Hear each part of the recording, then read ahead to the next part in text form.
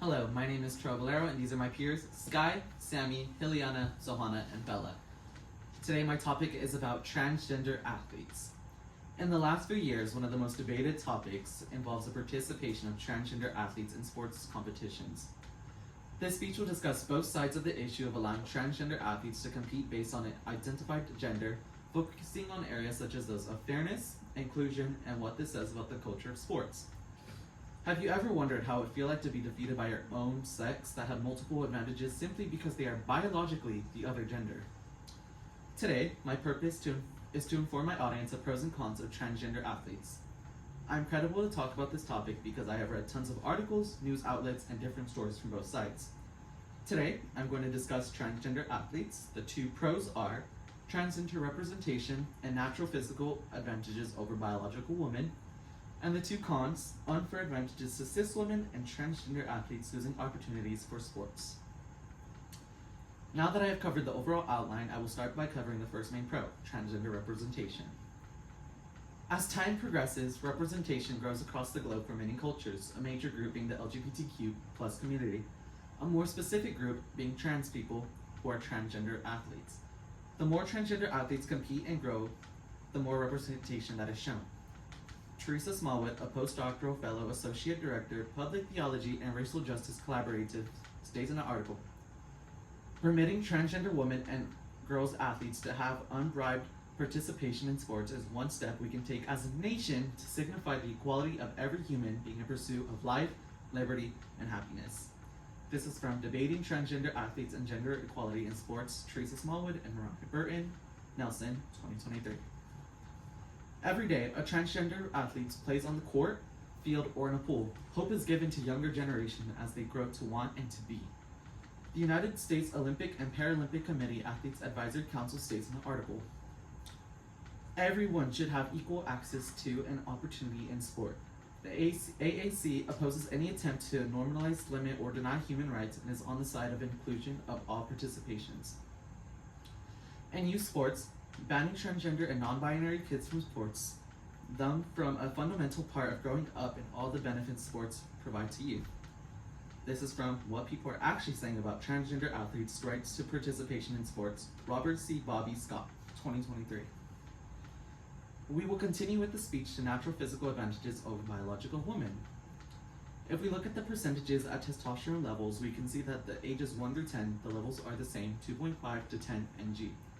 Then we go 10 to 18, male 100 through 970 ng, and female 15 through 88 ng.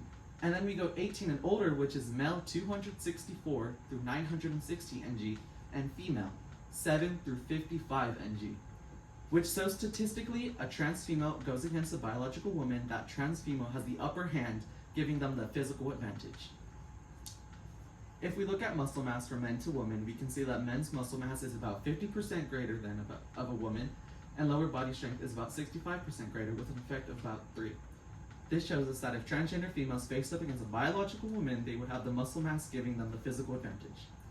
This is from Cost and Benefits of Fat-Free Muscle Mass in Men by D. Lasik and Stephen J. C. Gollin, 2009.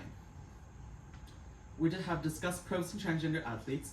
Now I'm going to move on and state the cons of transgender athletes, which is unfair advantages to cis women. Cis women have, compared to the trans female, have the physical disadvantage. If we look at it in an article Dennis wrote, and it states, these attributes include larger heart, more hemoglobin, leaner body mass, and larger lung capacity. This is from Transgender Athletes, Fair Competition, and Public Policy, Dennis L. Weisman, 2022. If we look at trans women, which are statistically proven to be biologically male, they have 61% more total mass, 7% taller, is times greater than a woman.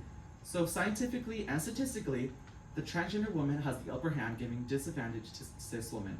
This is from Cost and Benefits of Fat-Free Muscle Mass in Men by William D. Lasik and Stephen J. C. Golden, 2009. We're going to move on to our second con, which is transgender athletes losing opportunities in sports. Leah Thompson, a transgender who swam for University of Pennsylvania, won meet after meet, beating Olympians and breaking records, underwent many conferences wanting her disqualified and banned from competing in women's sports competitions. This is from What Leah Thompson Could Mean for Women's Athlete Sports, Michael Powell, 2020. State governors have been passing laws to do with transgender youth participation in sports that has to do with grades K through 12.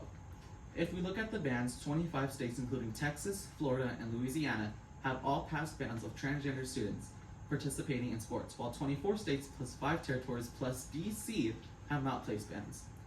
This is from Bans of Transgender Youth Participation in Sports by the LGBTQ plus MAP 2024. To restate the 4 main points I have covered today, they are transgender representation, natural physical advantages over biological women, unfair advantages to cis women, transgender athletes losing opportunities for sports. The purpose of my speech was to give you the pros and cons of transgender athletes. To summarize, the debate surrounding transgender athletes in sports involved important considerations of fairness and inclusion.